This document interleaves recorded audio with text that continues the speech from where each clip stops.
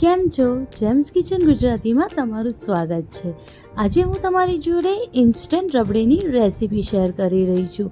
એ જ મલાઈદાર રબડી, અને એ બી ખાલી 10 જ મિનિટમાં આપણે ઘરે કઈ રીતે બનાવી શકીએ એ આજે હું તમારી જોડે આખી રેસીપી શેર કરવાની છું। અગર તમને મારી આ રેસીપી ગમે તો તમે એને લાઈક, શેર અને કમેન્ટ કરવાનું ના ભૂલતા, અને તમારા દોસ્તો સાથે પણ જરૂરથી શેર કરજો। તો ચલો જઈએ આપણે રબડી બનાવવા તરફ। સૌપ્રથમ મેં અહીંયા મોટી કઢાઈ લીધી છે અને એ બી મેં જાડી લીધી છે। હવે એમાં થોડુંક જ પાણી એડ કરીશું પહેલાં। હવે આપણે એમાં 1 લીટર દૂધ લેવાનું છે। તમે ગાયનું બી દૂધ આમાં યુઝ કરી શકો છો। હવે એને આપણે ઉકાળવા મૂકી દઈશું। હવે મેં અહીંયા 4 બ્રેડ લીધી છે। તમારે જેટલી ઘટ જોતી હોય એ રીતે તમે આમાં બ્રેડ નાખી શકો છો। મેં અહીંયા 4 બ્રેડ લીધી છે, તમે 3 પણ આમાં નાખી શકો છો।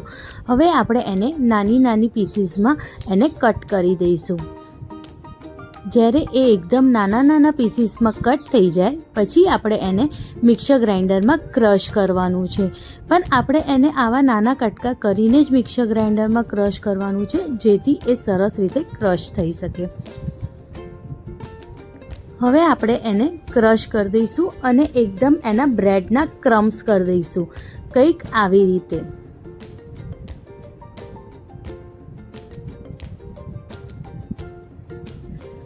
આવા બ્રેડના ક્રમ્સ તૈયાર થવા જોઈએ। હવે આપણે એને સાઈડમાં મૂકી દઈશું અને જે દૂધ ઉકાળવા મૂક્યું છે એને આપણે એકવાર સરસ રીતે મિક્સ કરી દઈશું અને એની જે બી મલાઈઓ છે એ આપણે સાઈડમાં લગાવી દઈશું અને એને સરસ રીતે આપણે એકવાર મિક્સ કરી દેવાનું છે।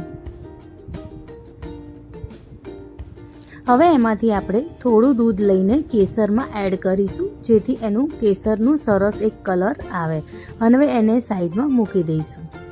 હવે જે આપણે બ્રેડ ક્રમ્સ લીધા હતા એ આમાં એડ કરવાના છે અને ગેસની ફ્લેમ એકદમ ધીમી કરી દેવાની છે, જેથી આ નીચે ચોંટે નહીં, અને થોડીક વારમાં જ આપણી રબડી એકદમ ઘટ થઈ જશે। આ રબડી ફક્ત 10 જ મિનિટમાં બને છે, એટલે આપણે બહુ વાર સુધી ગેસ બાળવાની પણ જરૂર નથી હોતી।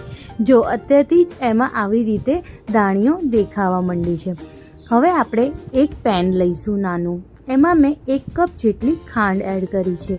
જો તમે બહુ ગળ્યું ખાતા હો તો તમે આમાં 1.5 કપ જેટલી ખાંડ કરી દેજો।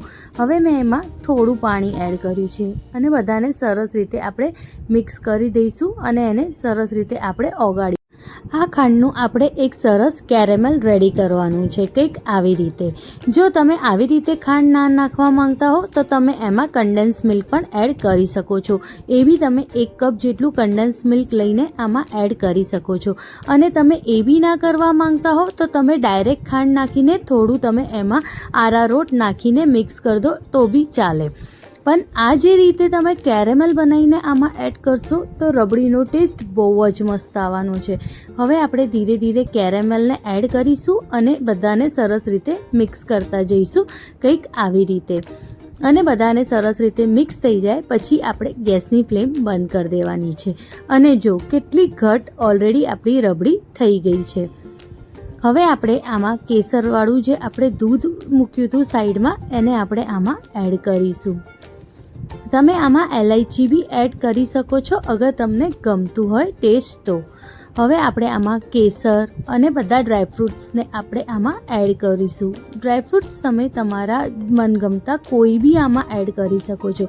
મેં આમાં 2 ચમચી જેટલા બદામ અને 2 ચમચી જેટલા મેં આમાં કાજુ એડ કર્યા છે।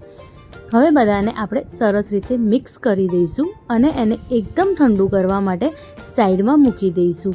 અગર જો તમને બહુ ઉતાવળ હોય તો તમે એને પંખા નીચે મૂકી દેશો તો પણ એ તરત જ ઠંડુ થઈ જશે। પછી તમે એને ફ્રીઝમાં મૂકીને એકદમ ચિલ્ડ કરીને ખાઈ શકો છો।